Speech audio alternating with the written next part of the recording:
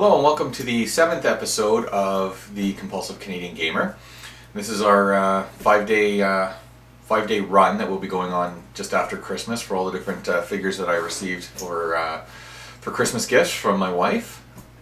So up today is the Master Chief from Halo, and this is a sort of a limited edition. This is an 18-inch Master Chief made by Neca, the same company that made the Needler that we did in the first video that I had done.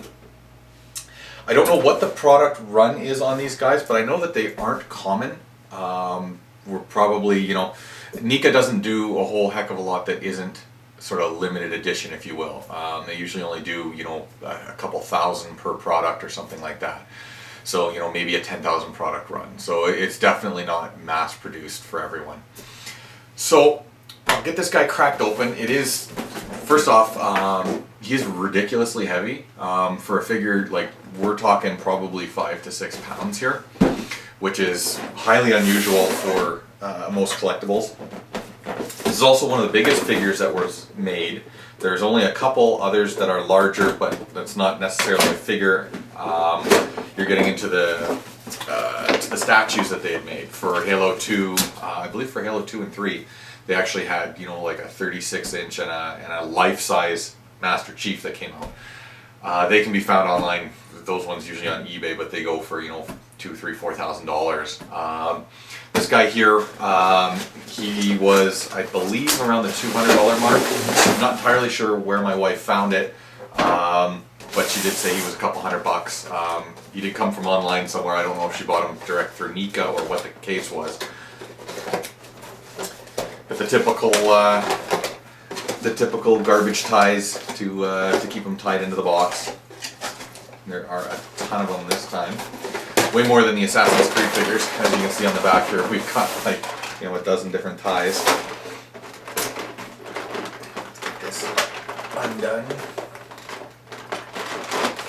So it seems to be more and more common. We're starting to see just a lot of video game licenses kind of go to places like Neca and Triforce Heroes and stuff like that have that do these limited editions. Limited edition runs that are, I don't know. I don't know how they get the licensing for it. It seems some unusual moves. We've seen Nintendo do them, and there's a couple other companies that have signed on with these guys that seem just like an unusual pairing, especially from companies that don't often give up the licensing to their products. So it is kind of nice because now we're no longer sort of bound by the McFarlanes of the world. I know he was sort of the forerunner for a lot of years, just for different video game memorabilia and stuff like that, which was good and bad. I haven't really talked about it with you guys, but I'm not a huge fan of McFarlane toys. Whereas the products the product designs are nice, I've often come to find that they're extremely cheaply made. Many times over the years I've had Spawn figures and stuff like that, going back 15 years ago now, that would take a 1 foot fall onto carpeting and the legs would bust off or something like that, which just says to me it sort of belies a lack of quality in those products. It's not to say things haven't changed, to be completely fair. I haven't bought them. I haven't purchased a McFarlane toy in probably 10 years now. So I can't really say whether or not they've changed anything in their manufacturing process. Just my previous experience was that they weren't particularly well made, which is unfortunate because they were, like I say, sort of the forerunner in bringing video game toys to the masses for a while. Unless you're buying something, Japanese, which those things seem to be. The Japanese market is completely different. You're in a whole different category at that point. Alright, let me get all these little pieces here. It sounds like a few other things fell out inside. Alright, first and foremost, no instructions. I'm not overly surprised. It doesn't seem to be a particularly difficult or different toy to set up. He does seem to have a ton of points of articulation though, as opposed to the Zelda figure from a couple days ago that just had, hips that move and that's about it. Looks like first you've kind of got the hip joints. You've got both knees move. Both feet actually are on a pivot and a bit of a looks like they move slightly. And then you've got, you know, articulation in the arms, the elbows, the hands. He does also come with, I'll show you guys here. Comes with the signature pistol, and he comes with 2 different kinds of hands, as well as the regular assault rifle from the games. Again, these are hard molded hands. I'm not too sure how this is going to work out with trying to get the assault rifle in. But let's see if we can. It looks like it's kind of designed to go in the left hand, which is kind of unusual. Just by the way that his fingers are positioned, it kind of looks like for the triggers, it would suit him best to put it in that hand. So let's see how this will work here. Hopefully.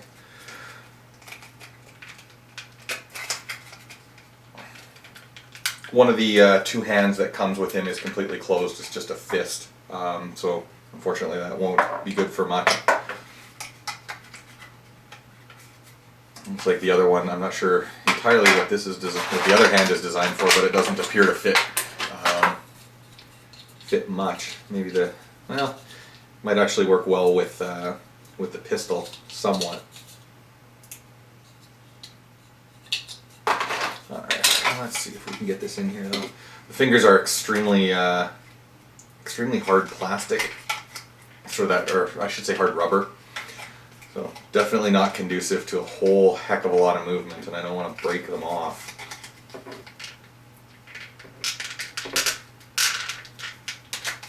Alright, there we go. Somewhat. Unfortunately, the fingers are so stiff that will not go into the pistol or into the trigger. Let's see if we have any more luck with the other hand.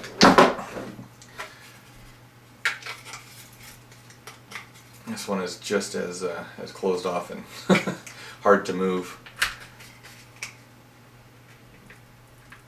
Come on. Okay, there we go. Let's see if we can get that finger in the trigger. This is one of the sort of the downsides. You know, you get a very nice model, but they haven't really thought out the practical application of, you know, here's a gun and it doesn't actually, you know, fit properly. I just don't want to break them, but hopefully, there we go. Pretty much once this goes into the battle rifle, we are not going to be getting his hand out, which is fine because I don't have any intention. There we go. Any intention of holding the pistol, to be fair. So let's put this. Oh, actually, once you take the hands off, looks like the gauntlets come off as well. So let's get that back in here.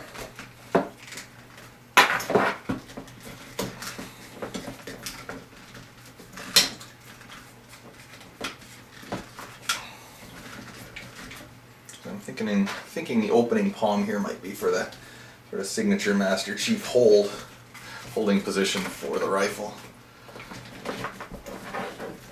Hopefully we can get his legs set up so that he'll stand and not look goofy. There we go. There is these sort of little, you can't really see them, but they're about a 1/2 inch long peg, and they go, both guns have a little hole in them, and then on the back here there's a position to snap them in if you need to. I think this one's for his rifle, and then he's got a spot down here on his hip where you can put the gun. Sadly, these pegs, they're all the same size. Oh, there we go. Doesn't necessarily hold quite right, but all right. There's a side view. Very well made figure. You know, he's solid plastic or solid rubber for the most part. Very well detailed. I'll try to give you guys sort of a close up here if I can. The armor is very well made, or very well molded, I should say. And then you have holes back here if you wanted to actually put the rifle across his back, if you were going to have him hold the handgun instead. But all in all, for a figure this size, pretty impressive. Way more impressive than the Zelda figure that I showcased in episode 5. Yeah, so pretty satisfied. Still got to find a home for this guy. I did get a lot of large toys this year, so I'm going to be going through my shelves and sort of doing a bit of a reorg. Before I go to do that, I'm going to shoot some footage and show you guys what I actually have downstairs in my collection, other special editions I've picked up over the years. Alright, so that does it for this episode. Next episode will be, there's another item from Assassin's Creed Syndicate. Jacob Fry has a signature cane in the game, and I'm a huge weapon collector, and my wife picked this up for me because it sort of fits in with all the other video game weapons that I've collected over the years. Alright, that's it. Thank you, and please tune in to our other episodes. Please check out our channel and subscribe. Also another thing, we are getting a Twitch channel set up, as well as I do have a Facebook page for the Compulsive Canadian Gamer that's being set up. Links and such will be coming to future videos. I'm still trying to figure out all that stuff on YouTube. So please tune in, please subscribe. I'm going to be doing these videos on a regular basis. Alright, thanks much and have a great night. Peace out.